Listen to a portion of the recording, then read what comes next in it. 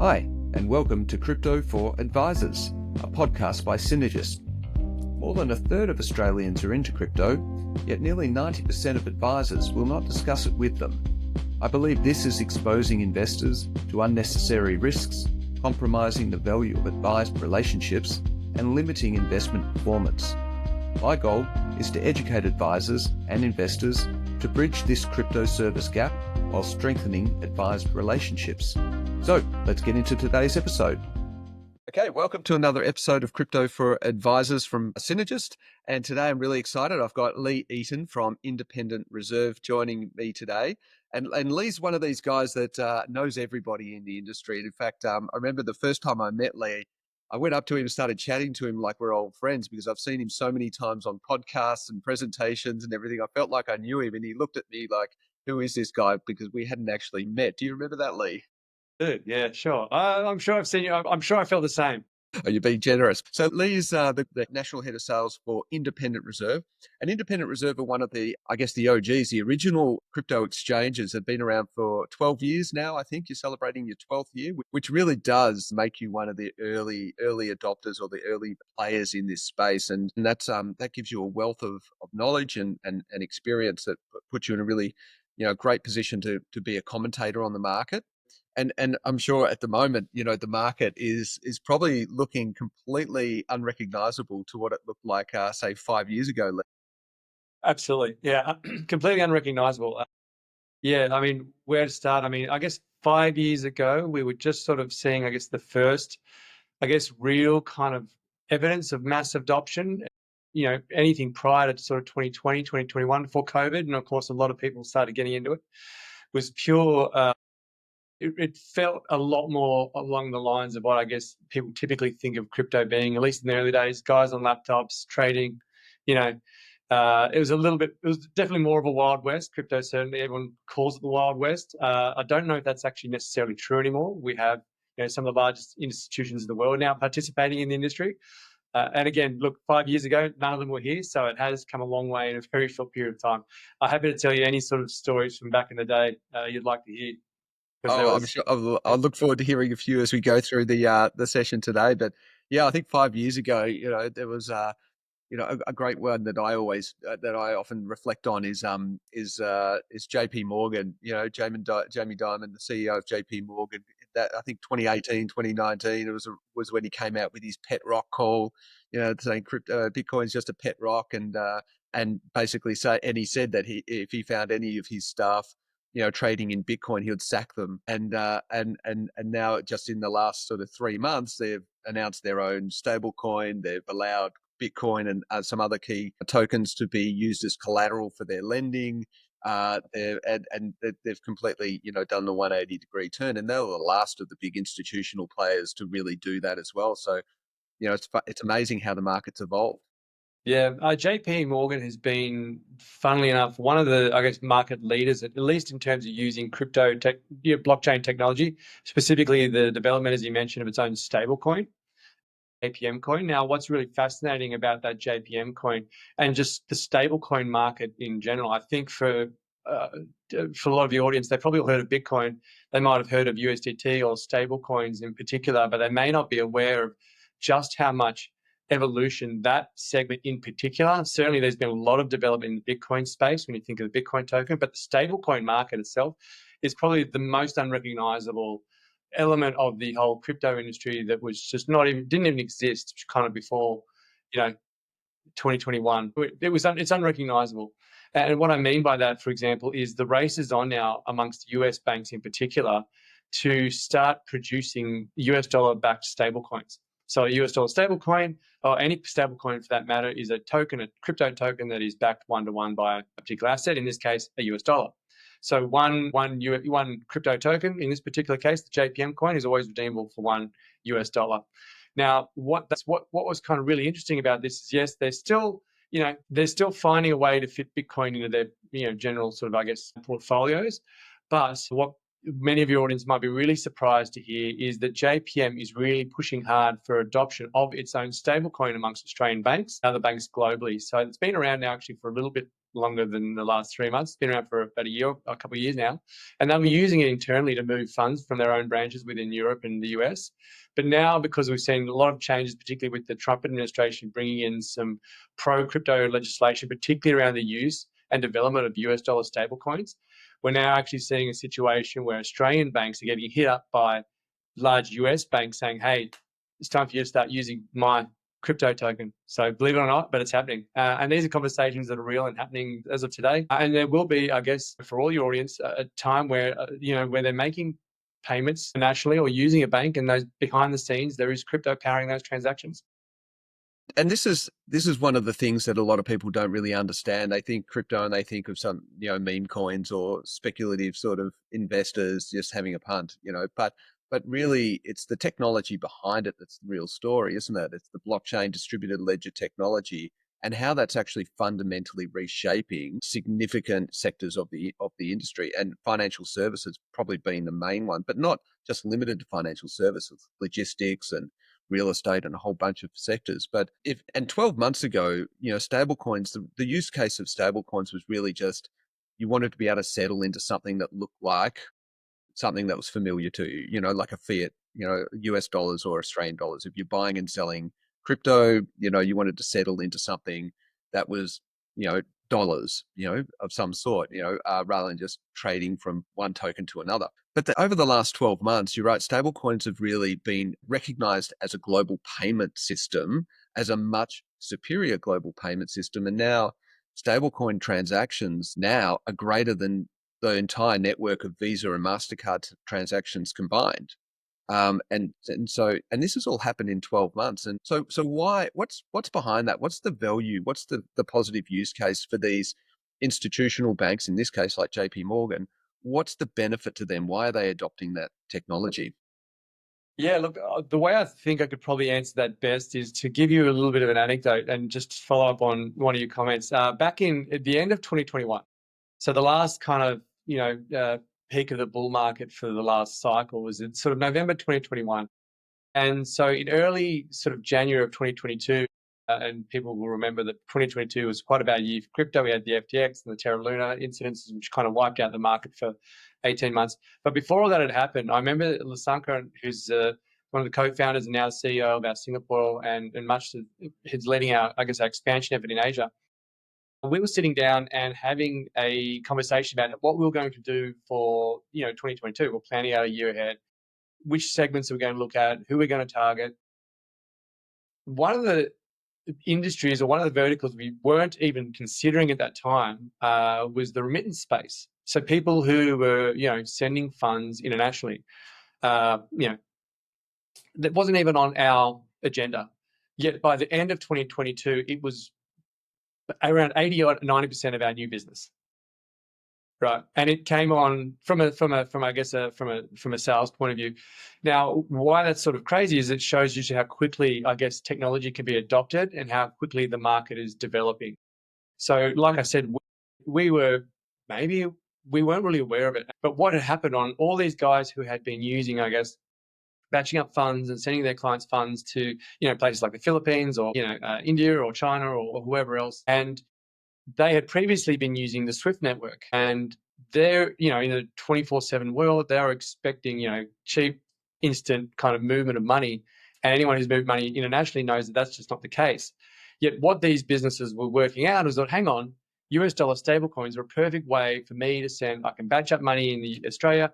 I can send it anywhere instantly, nearly for free across the globe, and off ramp it nearly in real time, right? And so it just came down to the fact that it was just faster, more reliable. It worked 24/7 and it was quicker. And so, that was the killer use case right there and then. And it's just been growing on a steady, up and to the right only. And now sort of, predominantly our business, particularly in Asia. Now, I must admit, Australia's a little bit behind in this. We see a lot of what we call maybe on-ramping, where people are taking money and sending it offshore using crypto. And so where I'll get to where this matters for the banks as well, because traditionally that market had been controlled by banks and the FX market and the Swift network and all this kind of stuff. Now you've got a technology which allows kind of individual businesses to do that. Mm-hmm. Right. And so particularly in Asia, where perhaps they don't have as much of quite the banking, capital moves freely, but they probably don't have quite the luxury of the banking infrastructure we have here in Australia. It is even on a larger scale than we're seeing here in Australia. Yeah. And it is such that I guess just the necessity being the mother of all invention just meant that people were flocking to it. And it's hard to describe the scale of it now compared to where it was. But I guess if you're like, for example, JP Morgan looks at this and they look at companies like Tether, which produced USDT, or they look at Circle, which is now a listed company in the US using USDC. And they're saying, hang on a second. You guys are capturing this market and people are using your token for another market that we capture.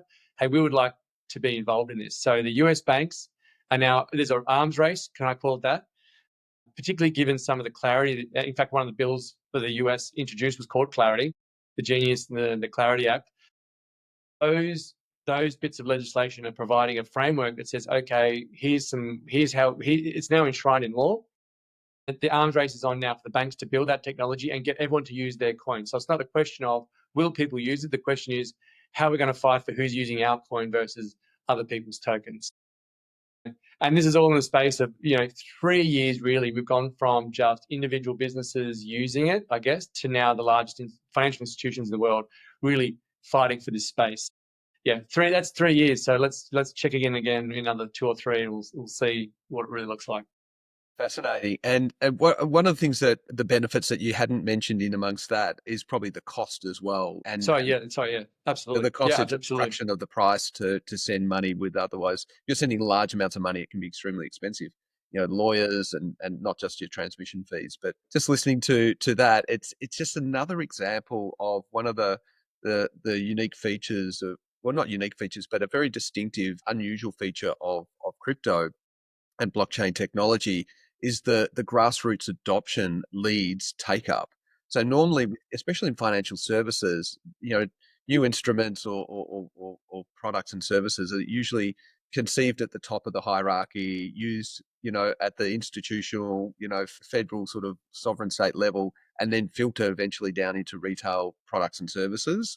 But this has gone the opposite way. It's fascinating to hear that it wasn't actually conceived or, to do the use case that it's holding now. It was just, there was convenience to sort of use it as a bit of liquidity within the crypto circles and assisting on ramping and off ramping.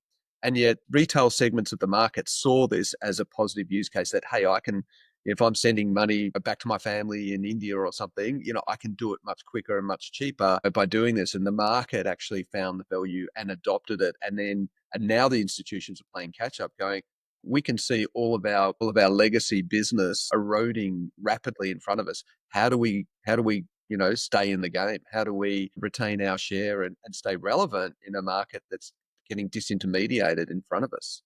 Correct, 100%. And look, I really struggle to sometimes sort of convey what it is that draws people into blockchain technology and why people get so excited about it. Because it's very easy, I guess, from a casual observer's point of view, to look at some of the more silly stuff like Dogecoin or the meme coins and be like, oh, isn't it all just stupid stuff? Guys on their internets are trading, guys on their laptops are trading on the internet, and it goes up and it goes down. It's all worthless.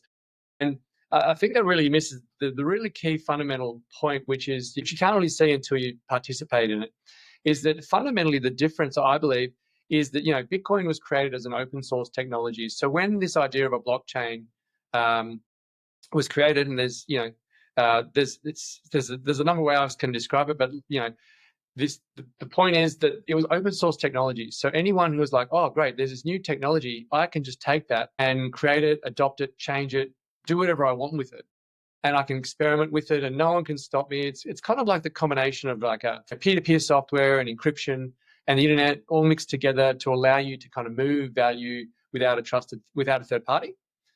Simple way to put it, but it's open source, so anyone can do whatever they want and they can try a million things out. So what we've seen is this kind of Cambrian explosion of people experimenting with different ideas and using their technology to apply in different ways.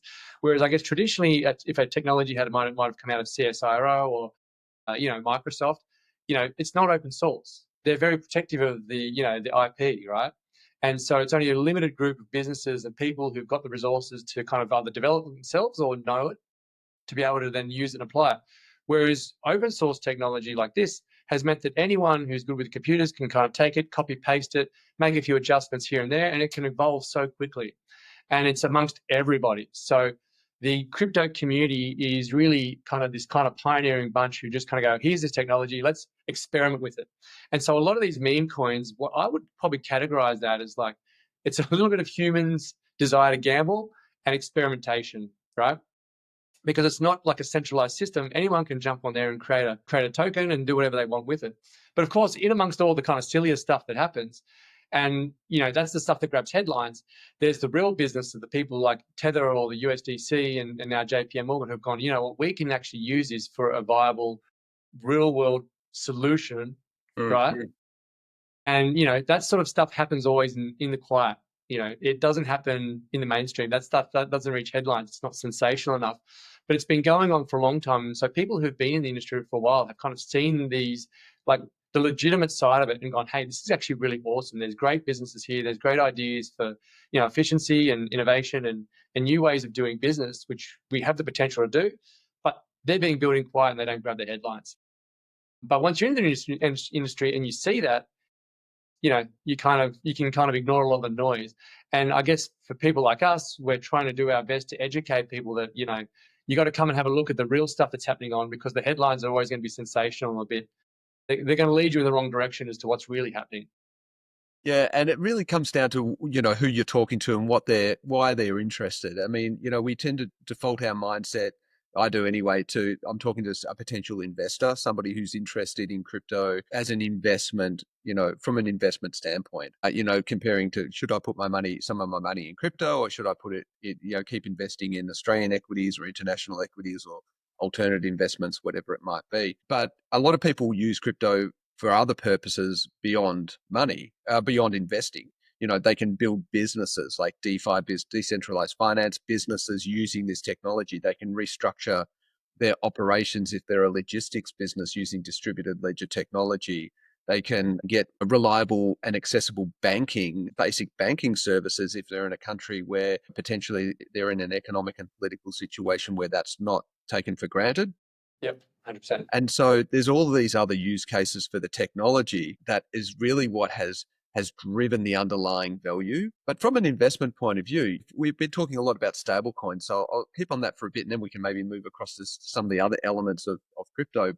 With stablecoins, you mentioned the Genius Act. So we've just had the Genius Act get passed. It passed the House, it passed the Senate, and it's been signed into law now by Trump on July 18, so just recently. And it's there to basically legitimize stablecoins as a desirable, not just a viable, but a desirable infrastructure system, for financial services globally.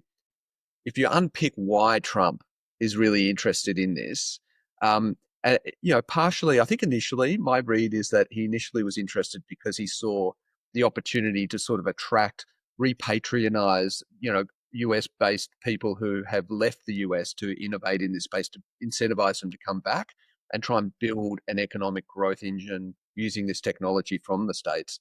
But then I think if you look at what happened with tariffs, and he started seeing 10-year bond yields go the wrong way, and he started getting, panicking a bit there, or maybe not panicking, but it was like, there was a sharp intake of breath, and he pulled Scott Bessent into the room and said, "What do we do?" And I think that's when they sort of the penny dropped that, hang on, if we can back these stable coins and encourage stable coins, guess what? They're all underpinned by US dollars. So Exactly. the more money that's flowing through stable coins, most of them are US dollar stable coins. Guess what all those stable coin providers have to do? Huge They've got to buyers. go buy 10-year treasury, right? They've got to buy US dollars and hold dollar for dollar. Now it's in law, dollar for dollar, whatever they're transacting through their stable coins through blockchain. It's got to be sitting in a vault somewhere, in treasury or gold, potentially Bitcoin, but it's got to be denominated. So that is actually creating a massive new demand for his 10-year yields, which is what was starting to drop off a cliff. 100%. Look, I'm glad you brought that up. I remember looking at this, and I know Besant, when they looked at this originally, they did some modeling, and they were expecting it was like a 10 or 12x in the short term. They didn't specify what the short term is of the adoption of stablecoins. So it's currently, $85 billion market or something like that at the moment. And they're expecting that to sort of 10x over the next short term, whatever that is. But you quite rightly point out, I mean, they are a huge buyer of US treasuries. And if there is, we know there's huge, I mean, we see it on a daily basis in Asia. There's a huge demand for US dollars, huge demand. South America, Asia, huge demand for US dollars, because even if, as far as the fiat world is concerned, it's still seen as the reserve currency. People want to use it. US and stablecoin, the on-ramping for stablecoin is as often as difficult as having a smartphone, right? And you just think about it, there's just so many people who are going, well, okay, we can just trade in stable coins, and you know, the demand really underpins the US currency as a reserve currency going forward for many, many years. Now, if you think about it, just the physical infrastructure it takes to go and set up a JP Morgan, somewhere around the world, or set up a branch in somewhere in Latin America, or set up a branch even in Hong Kong and maintain it all around, South Korea, or, Vietnam or something like that. Super expensive. But for them to adopt JPM coin or a thing just requires them to have, some crypto wallets on their account. It's no more, and the internet and telephones are going to reach their market a lot quicker than they physically can. And so from a distribution strategy, crypto is a brilliant tool. And so I can understand why the US banks are so keen on participating in this. Yeah. And I've made this comment before, but for the advisors in the room, look, we've had discussions with pretty much most of the major banks, even in Australia. And they're still hesitant about, I guess, retail participation in crypto for a number of reasons, which we can touch on later. But they were all interested in, at one point, pretty much all the banks were looking at their own AUD stablecoin projects. Banks being a bit big and cumbersome and, dare I say, bureaucratic? I don't know. I've never actually worked for a bank, so I can't really say. But they all kind of got canned. All those projects kind of got canned. I mean, we spoke to the people, we knew the people, and this is what we were told. Is pretty much they all got canned. But now it's kind of a little bit on the shoes on the other foot, where they're kind of being forced to, because the US banks are coming to them and going like, well, hey, I know you like trade payments and all this kind of stuff, but how about you use our US dollar stablecoin for that? And so the banks are going, well, no. Trade payments is our business, and now because of this technology, well, the US banks can be like, it's also our business, which means if they don't innovate and start using, I guess, creating their own reason for people to use their own stable coins, they'll be forced to use someone else's stable coin, which is a real direct threat to their own business. Absolutely. And that's last week I know we are talking a lot about the US, but unfortunately, our economy is kind of irrelevant in the scheme of things compared to the size and scale of the US. So a lot of the market is driven by the US, and our regulatory environment is obviously lagging, shall I say, or operating much more slowly, much more carefully, much more prudentially than what we've seen in this year from the US. But last week was called Crypto Week, and there was the Genius Act. There was a number of legislations that were showcased, and I remember back when Trump first came into office in January, and one of the first things he did is he put David Sachs in charge of a crypto working group. And he said, you've got 180 days to come back with guidance on stablecoins, Bitcoin strategic reserve, and a regulatory framework. And so that deadline was yesterday, 30th of July. And they've already passed the law. It's incredible. But the report has been, so a 166-page report got published yesterday, because you're right, most of it has already been pushed into the market and priced into the market. But one is Genius Act, which we spoke about. The other is the Clarity Act, which provides, a regulatory certainty to say which regulatory bodies in the US have got jurisdiction over what, and how can we, what's the ecosystem here, the rules to play for digital finance, digital assets in the US. And then the third was the Anti-CBDC Surveillance Act. So basically saying, we're not going to set up a government-owned centralized digital currency. And the final one was the Strategic Bitcoin Reserve, which, they've said we're going to hold on to, obviously, the 200,000 Bitcoin that we have. We're not going to sell it for 20 years.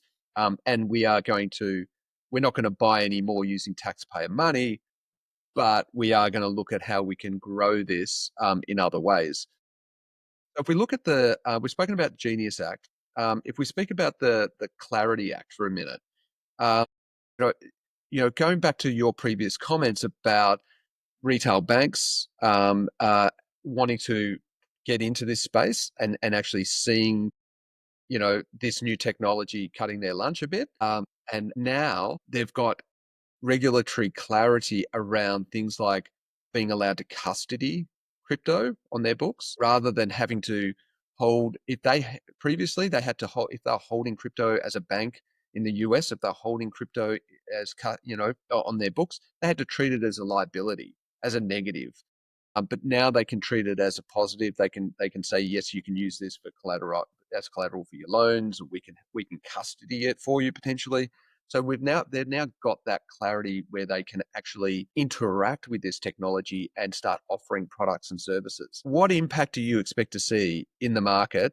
Let's just say in the US to begin with, over the next 6 months. Do you think that we'll see a wave of these offerings hitting the market, or do you think it's going to take more time? It's a good question. Look, it's a good question. I could only guess, really. I can really only guess. I mean, one thing I can tell you is this market is generally new, feels like it's brand new every 3 months. Mm-hmm.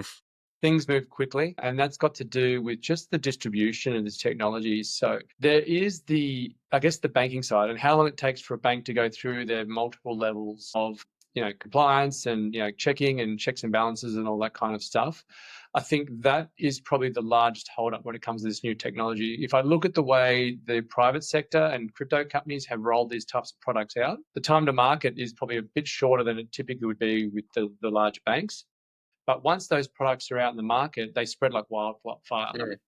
So the question is probably not how quickly it will be adopted once it's available. The question will be how quickly is it available? Does that make sense? It does, yeah.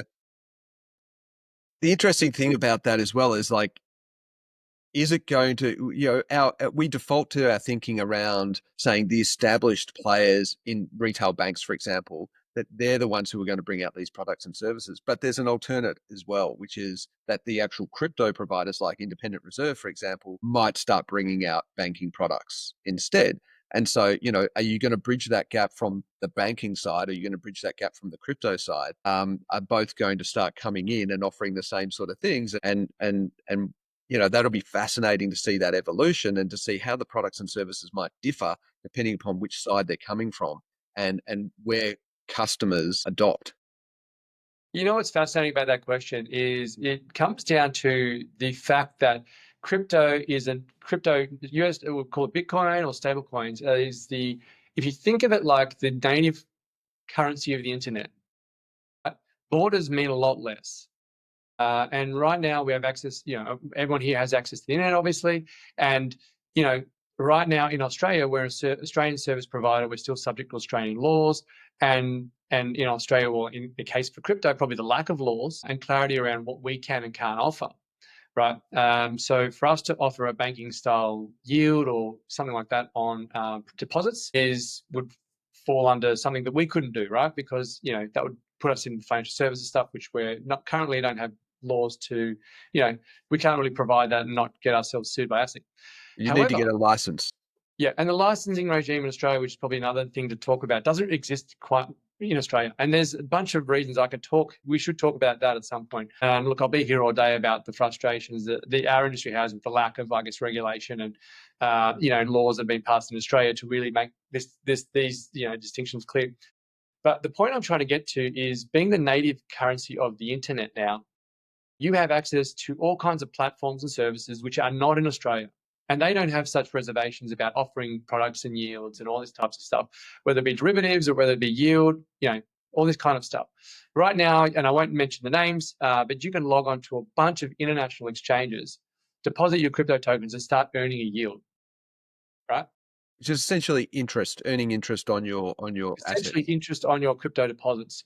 Now, the big question is, if something goes wrong there, naturally you might say, well, where's that yield coming from? And they are subject to different laws and jurisdictions that we are, and maybe they don't have to tell you. And some are probably doing it through robust means. Others might be doing it through less robust means. They're also unregulated platforms. So if they stuff up, you can't really go crying to the government of Malta or someone like that if that's where they're domiciled. Look, I don't know. And this is the real where the gap is. These products exist.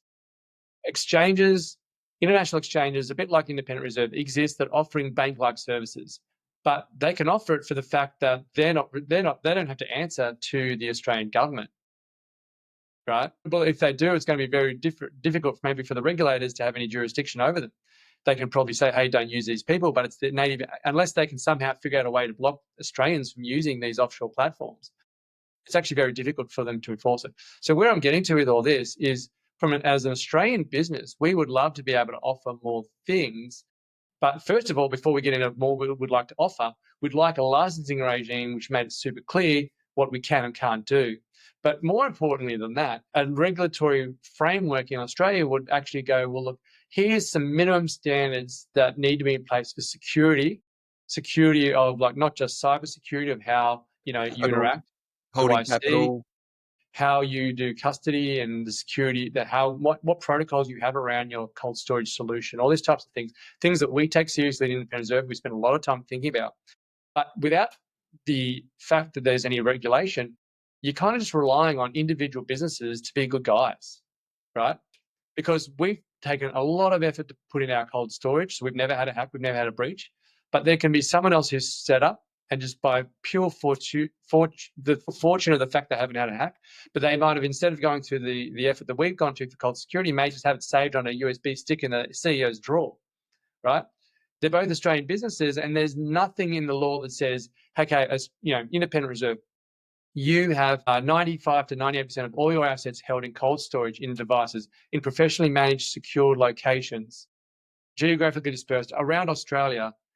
Military level security going on in these vaults. The whole shebang. You need pre-authorization to go there. Biometric scanning to get in these places. That's what we do, versus someone else there. But the law says both are fine, right? And as an average consumer, it sounds absurd to us. We have over $1 billion worth of customer assets that we're securing on behalf of customers. And if they want to take them off the platform, that's fine. But if they want to leave it with it, we need to make sure that's super secure. But right now, it's crazy to think that all the effort we go to versus all the effort someone else goes to is just the fact of the regulatory void that we have in Australia means these two service providers can sit side by side, and the average consumer doesn't know which one to go with. Absolutely. Yeah, I think it's critical, right? And the Clarity Act in the US is certainly laying a legislative environment to say this is the rules of play here that you need to be able to do if you're going to be operating in the US, which is great. I think in Australia, if we do talk about the regulators, ASIC obviously have had an engagement around that. They've got InfoSheet 225 that is sort of outlines their approach to digital assets. They've sort of indicated that they're working on an Australian financial services license for digital assets, and that's likely going to come out maybe even this year. But there still seems to be a bit of a disagreement between Treasury and ASIC around the right approach. Politicians are starting to show a bit of interest in it. They can see that a third of Australians own crypto, and suddenly they start seeing votes in that, so they're paying a bit more attention. But it's not forming any real policy narrative from them yet. And so it feels like it's so close, but it still feels like it's so far away. And the challenge is that, you've got Trump coming in, with the Clarity Act, and a couple of things that he said. The report sort of said, I'm just looking at my notes because I wanted to get the quotes right, but they're aiming at creating a golden age of crypto, right? And delivering Trump's promise to make the US the crypto capital of the world. And this is our competition. We are in competition as a country with the US around innovating in this space, creating businesses that benefit our economy and our people. And we're already seeing a massive flight of talent out of Australia because our regulatory environment is so constrictive, and so we're just lagging other jurisdictions like the UAE or Singapore and now the US. So if you had to guess, when do you think we're going to get our crypto week, in Australia? How long is it going to take? An ongoing joke, and I'm sure you've heard this one in the crypto industry, is regulation is always 18 months away. And they said that 18 months ago, and they said it the 18 months ago before that. Now, we were close. Here's the thing I can tell you. We were close. So before Labor came to power, Senator Andrew Bragg had done the work and had put together, he had formalised effectively a policy that he was going to take. Libs got chased out, and Labor came in and said, okay, well, whatever they did, forget it. And they had said that they would get something in place before the last election. That didn't occur. They went to the election, and we had, I can't remember his name, Andrew Charlton, I think, came to a crypto event and said, we're going to this election, and we've got a policy for you, right? Sounded great. Again, it doesn't seem to be high on the policy agenda. And look, There is the DECA, which you know, so the Digital Economic Council of Australia, which represents largely blockchain tech, they've worked hard, they worked tirelessly, and I know there has been much better engagement at all levels with the governments. Fundamentally, ASIC just is to enforce the laws. The politicians are the ones that need to create the laws. Treasury needs to come up with this, and politicians need to create the legislation to get through. Right. So we've been promised it a number of times.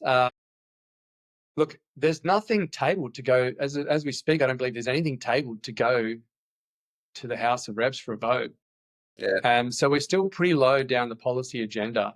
Yeah. So, there does seem to at least be an acknowledgement that there is a lot of innovation and technology, a lot of innovation and a lot of capital and talent that we can draw by having some clear regulatory frameworks. But it just doesn't seem to be enough that people are taking it seriously, even though they can see Trump made it a priority in the US. Mm. Yep. In Singapore, they had it. Like, we were the first. They have a licensing regime in Singapore. We, as Independent Reserve, as an Australian exchange, as an Australian business, we've always focused on doing things. Even we're actually, funny enough, I have to say, because we've been around for 12 years. 2013, we launched 2014. Now that was 2 years before Coinbase, right? Nearly 6 years before 5 years before 6 years before Binance. So we've been doing this a lot longer than a lot of large global exchanges. And we expanded to Singapore. We're now expanding into places like Hong Kong and Dubai, and we're doing well. We're happy with that, but we've always done it with a little bit of a slow, let's do regulatory approach first. So we were the first exchange to get a license in Singapore. Now, what's crazy is that we were the first of like 170 global exchanges to get a license in Singapore. So we're like, great. We've got that.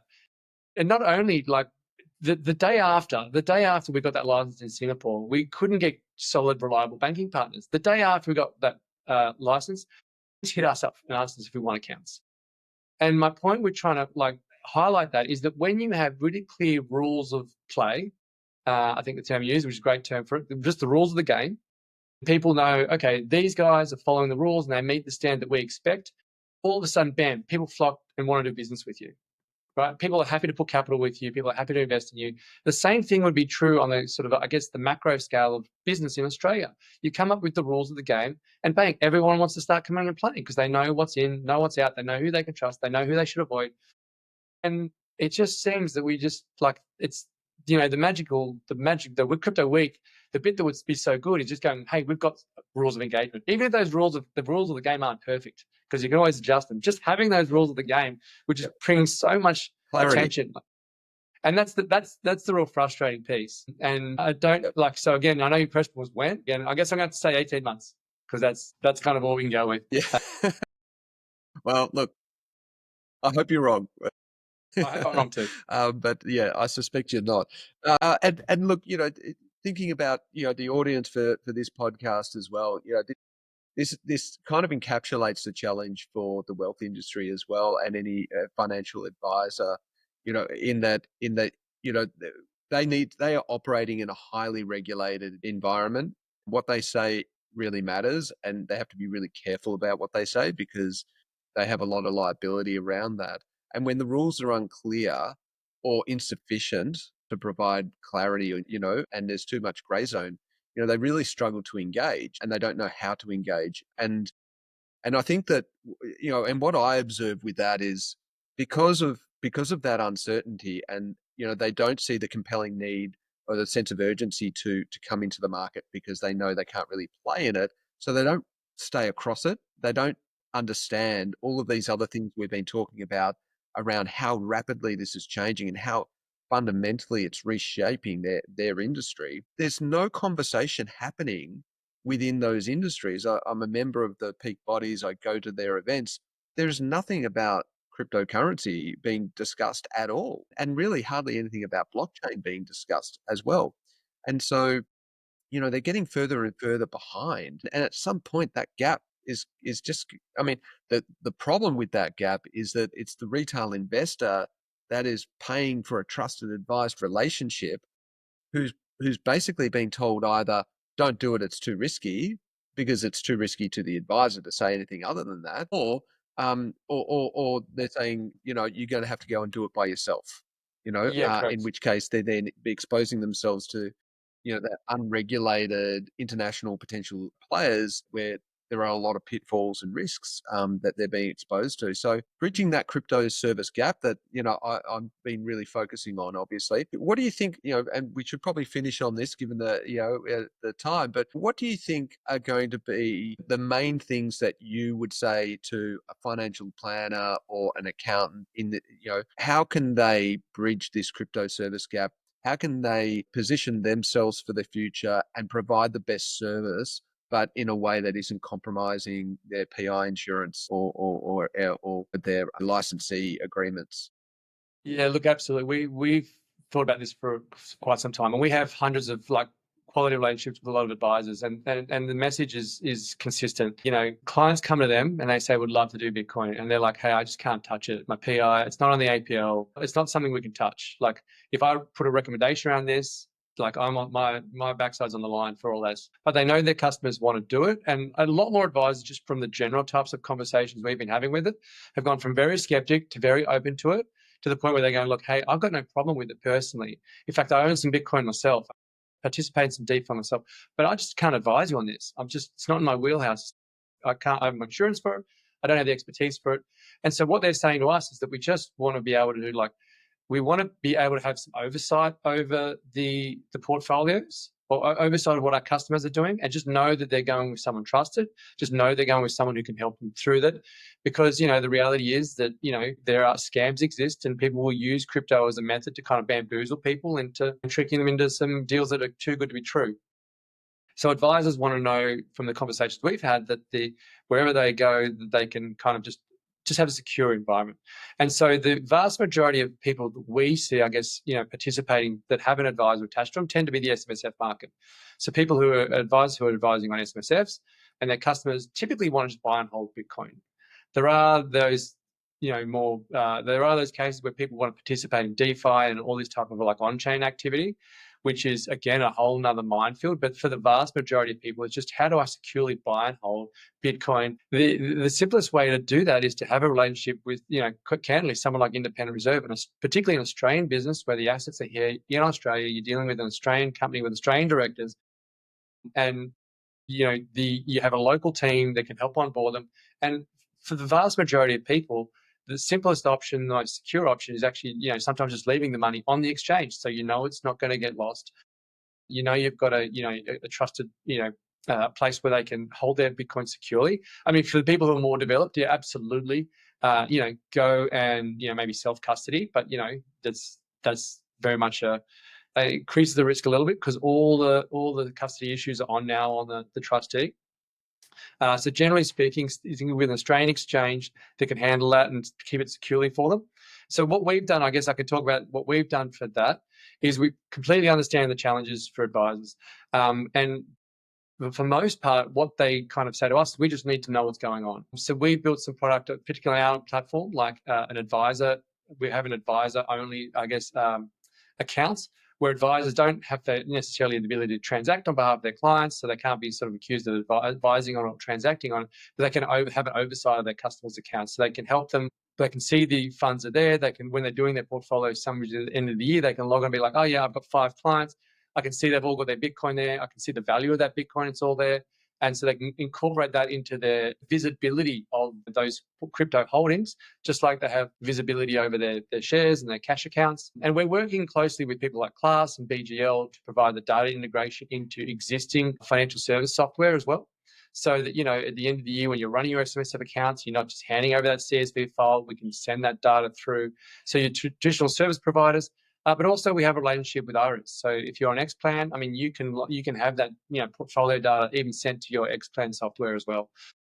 So those are the types of things that we're sort of finding have really helped bridge the gap. And it's just allowing them to have oversight without necessarily participating. So crypto doesn't become this black hole, because quite rightly so, yes, the advisors say, "Look, hey, you want to go with Bitcoin, but hey, just go talk to Lee. He'll set you up. Talk about the different security options that you have. And at least then at the end of the year, then I can have a look at what's going on. So when I'm making my plans for your portfolio, there's not this big black hole of what's happened with crypto." And so that's just allowing, advisors to at least, like I said, have oversight without necessarily being involved in that process, so their clients can securely get access.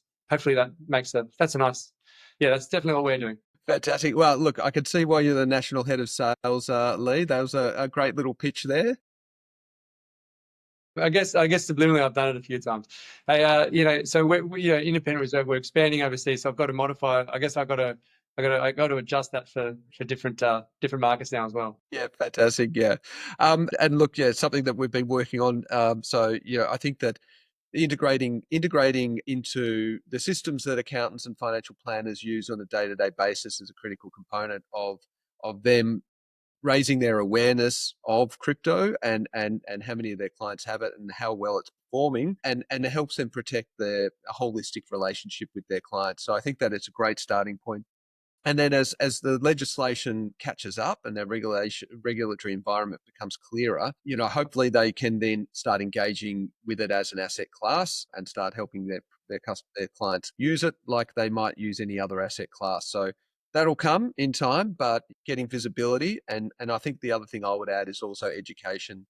So learning about it, but getting informed, staying across it, because as we've seen with stablecoins, as we've seen with so many other new technologies, even beyond Bitcoin, crypto and blockchain, it tends to go slowly, and then bang, when it hits, it just goes hard. And it's pretty clear that when you've got a third of the population already holding crypto, that as soon as the advised industry opens up from a regulatory point of view, it's going to hit the industry overnight. And if you're not on that front foot, if you're not at the starter's block and ready, then you're just going to get left behind pretty rapidly. So it makes sense to prepare now, get on the front foot, understand it. Not about selling products and at this stage. It's just about getting your rails in place, understanding what strategy you're going to take as a practice, and making sure you understand what's happening in the asset class. Yeah, absolutely. Yeah, absolutely. I couldn't agree more. I mean, I really just want to emphasize, the rate of change in this industry, that it's just unlike anything you've seen. It's like I said, it's the most relevant analogy is really to compare it like the spread of the internet, because it is a technology that is native to the internet. It goes hand in hand with the internet. And as quickly as the internet has spread and became pervasive in people's lives, crypto technology is on that same trajectory. And it happens so quick. So yeah, the more you can do to keep yourself educated, you don't have to be up to date, but really just have a plan to know who to deal with. Yep. I guess would be the number one tip. Yeah. If you're not going to do the work yourself, but you match up with people who do. Yeah, absolutely. 100%. You don't need to be the expert, but you do need to partner with experts.